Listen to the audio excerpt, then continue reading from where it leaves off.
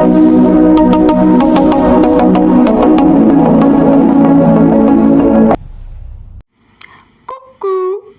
on se retrouve dans une nouvelle vidéo, pas de vidéo guidance, non. Aujourd'hui, je voulais vous parler de ce que j'ai compris sur les relations amoureuses. Voilà, ce que j'ai compris des dynamiques, des dynamiques, de comment ça commence, comment sortir des projections, pourquoi on est attiré par une personne, pourquoi on est attiré par telle ou telle chose chez la personne. Enfin voilà, on va parler un peu de tout ça aujourd'hui. Je vais vous dire ce que j'ai capté et voilà. Puis après, n'hésitez pas à me dire tout en commentaire, à me partager vos expériences et voilà.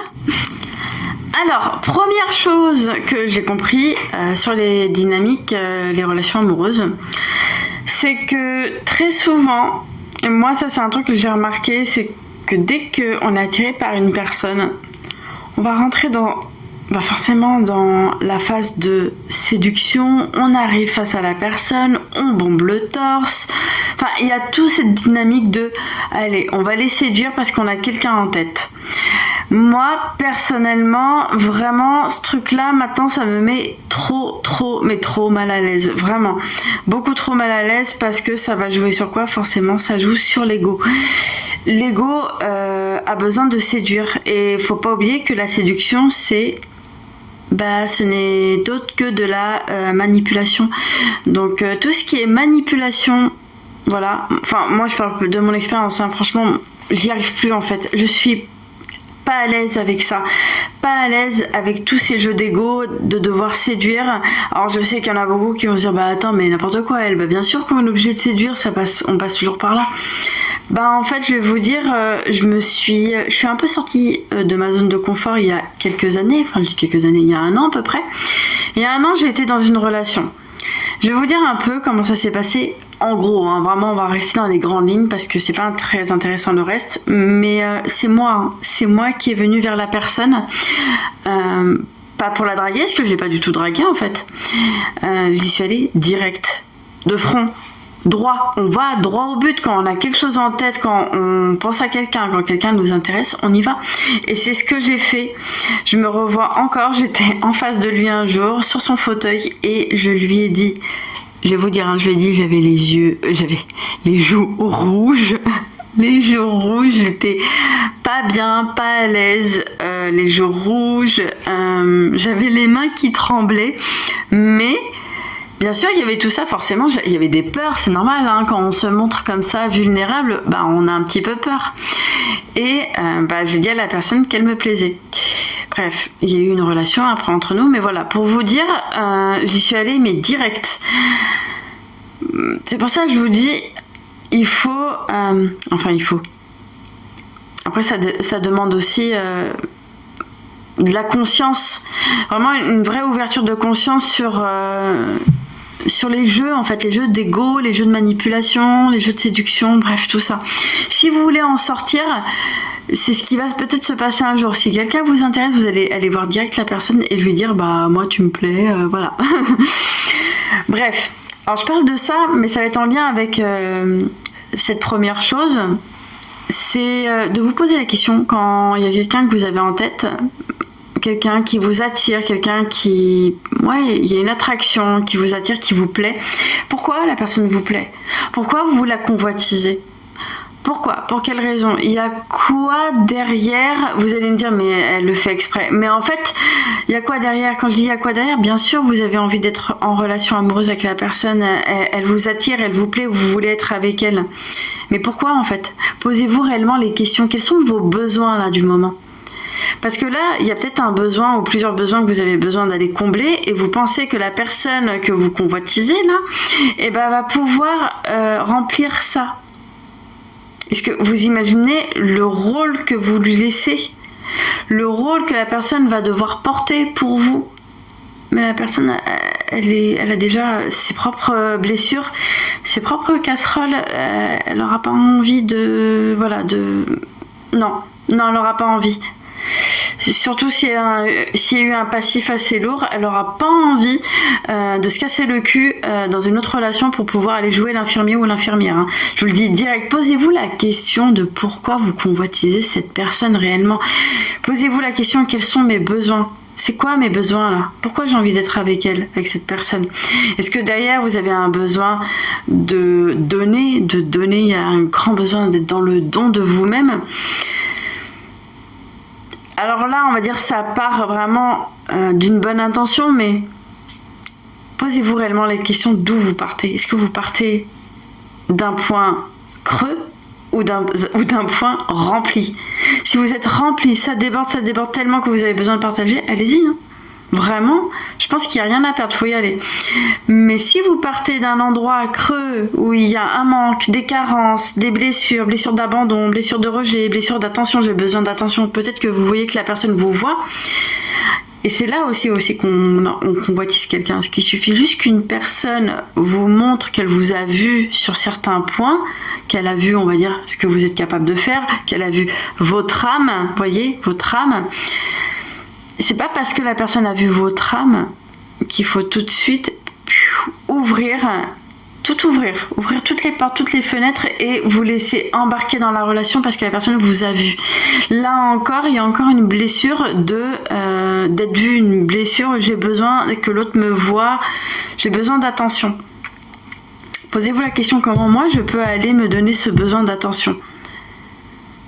Je vous dis pas de devenir des robots, voilà, hein, mais vraiment de faire attention d'où vous partez, parce que vous pouvez être sûr que quand on part de l'ego, vous allez morfler, hein, vous allez souffrir à mort.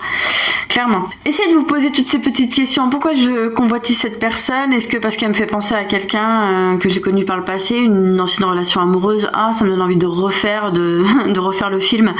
Bah non, enfin, posez-vous réellement la question de vraiment, est-ce que je rentre dans la relation parce que là, moi, j'ai des carences, j'ai besoin que la personne me comble, ou est-ce que je vois réellement la personne telle qu'elle est et je l'aide à s'élever et à m'élever aussi avec elle? Mais attention, hein, encore une fois, parce que tout ce que je dis là, ça peut être entendu et des personnes vont dire ah bah oui, bah elle a raison, tiens, on va y aller. Alors qu'en fait, vous pensez que vous partez de là, mais en fait, ça part de là-haut. Même avec tout ce que vous avez peut-être compris dans ce que je vais dire, vous allez vous dire ah mais oui, mais c'est ça, bah faut y aller. Mais écoutez votre corps, votre ressenti dans le corps. Il n'y a que le corps hein, qui a raison. Là-haut, en général, la plupart du temps, non, jamais. Mais faites confiance à votre corps, comment il réagit. Et ça va avec la deuxième chose, le deuxième point. Le premier, c'est de croire que dès qu'on est dans la relation amoureuse, on pense que l'autre va devenir la source de notre bonheur, la source de notre bien-être. Mon Dieu, si vous remettez votre bonheur et votre bien-être sur quelqu'un, et peu importe, hein, relation amoureuse ou pas, hein, vous êtes morte, je vous le dis, mais direct. Ouais, enfin, je rigole, mais ouais, vraiment, faire attention à ça, à vous dire, là, je rentre dans la relation parce que j'ai envie de partager des choses, j'ai envie de partager mes connaissances, j'ai envie de partager des choses que j'ai comprises, des choses que j'ai apprises, j'ai des choses à partager. Mais je n'y vais pas parce que... mais j'y vais parce que, justement, je me sens pas bien. Je me sens pas heureuse dans ma vie. J'ai besoin qu'il y ait quelque chose qui me donne un coup de boost. J'ai besoin de quelque chose qui me remonte le moral. Mais votre partenaire, c'est pas votre médicament, en fait. Donc voilà, vraiment faire attention aussi à ça, à vous mettre en tête que l'autre n'est pas la source de votre bonheur, voilà, d'être heureuse déjà par vous-même. Et dans ça, c'est vraiment d'aller multiplier tout ce que vous aimez faire. Ça peut être n'importe quelle passion, je sais pas, aller dans des organismes, rencontrer du monde. C'est important dans la relation amoureuse de rencontrer des gens hors de la relation amoureuse, parce qu'il y en a beaucoup qui sont ensemble, ils ont des amis en commun et c'est tout. Mais c'est important que chacun dans le couple ait aussi son cercle. Je dis ça parce que j'avais ce discours-là avec mon ex-mari. Quand je lui en parlais, c'était lever les yeux en l'air. Bah oui, c'est hyper important. C'est là qu'il devrait y avoir un équilibre en fait. Chacun a à son cercle d'amis. Et moi, je me rappelle que mes amis devenaient ses amis, en fait. Je commençais à avoir amis en commun. Vous allez me dire, ouais, c'est normal dans tous les couples. Mais non, enfin, on peut avoir des amis en commun, mais soyez conscients, en fait. Il y a un manque de conscience dans les couples. On n'est pas conscient de tout ça. Mais quand vous allez vous rendre compte que, mais vous aussi, vous avez besoin de votre espace, de vos amis, de vos passions, même d'aller créer des choses professionnellement ou au niveau de votre créativité, hors de la relation. Et c'est là que vous allez pouvoir développer votre bonheur. C'est là que vous allez pouvoir développer, votre raison de vivre, en fait. L'autre n'est pas votre raison de vivre. Vous pouvez vous créer plusieurs raisons de vivre autour de vous. Vous pouvez avoir peut-être des animaux, ça peut être vos enfants, ça peut être des passions. Là, je vois, il y a beaucoup de personnes sur les réseaux, sur YouTube, il y a beaucoup de créateurs, créatrices de contenu qui font des vidéos et je vois, mais ils sont en kiff dans leur truc. Mais trouvez un truc comme ça qui vous fait kiffer, en fait, au-delà de la relation. Et c'est là que vous allez vous rendre compte pourquoi vous êtes avec la personne. Est-ce que vous êtes avec la personne parce qu'il y a des blessures, ou c'est parce que juste par habitude, ou vous avez vraiment envie d'être avec cette personne parce que cette personne, vous amène à une fréquence, vous voulez partager des choses avec elle. Voilà. L'autre point, et alors celui-là, ça me parle beaucoup parce que je vais parler un peu de mon expérience, mais pourquoi quand on rentre dans une relation amoureuse, on rentre parce qu'il y a quelque chose, il y a plusieurs choses qu'on aime chez la personne. On va aimer son côté, allez, je vais prendre un exemple, on peut aimer son côté spontané, son côté solaire, son côté hyper joyeux, et on se dit, ouais, c'est vrai que, on se le dit pas, mais on s'en rend pas compte, on se dit, la personne elle est comme ça, elle va me faire du bien, elle va faire du bien à mon âme. Non mais... apaisez vos âmes, en fait. Apaisez vos âmes avant de vous dire que la personne elle va apaiser votre âme. Apaisez votre âme d'abord et ensuite, on verra. Mais posez-vous la question, pourquoi j'aime cette personne au-delà de ce que je viens de voir? Parce qu'attention à l'illusion. Des fois, on s'illusionne, mais complètement. Parce que la personne, forcément, oui, elle peut avoir un côté hyper positif, hyper joyeux.